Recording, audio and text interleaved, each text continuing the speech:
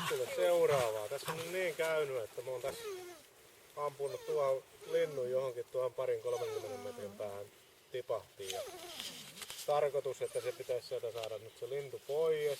Mulla on vähän semmoinen tunne, että se on jäänyt jalkamieheksi. Ja laitat koiran tuohon sun sivulle ja saat käskiä sen noutamaan.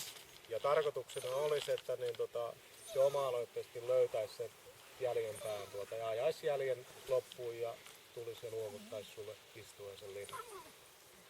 Sä saat ohjata sitä tässä, jos se tuntuu, että se karkaa tuon haulikkosektorin ulkopuolelle, mutta kuitenkin olisi aina toivottavaa, että se omatoimisesti se koira toivoisi. Että sen sitten näkee pisteissä, kuinka paljon sä oot joutunut sitä ohjaamaan ja onko se ollut tarpeellinen se ohjaus vai onko siinä koiran toiminnassa ollut jotain semmoista, että sen olisi pitänyt se löytää jo ennemmin, mutta se nähdään. Ei muuta kuin siitä niin vaan. Ja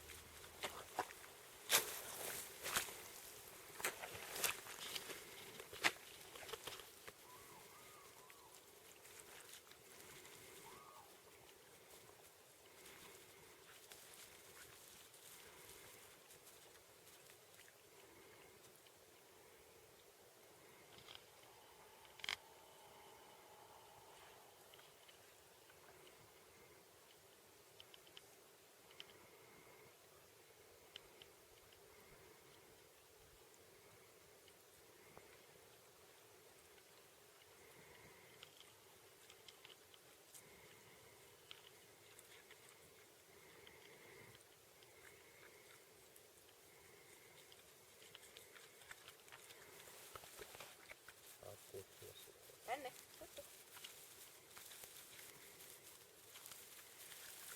Hyvä. Tänne.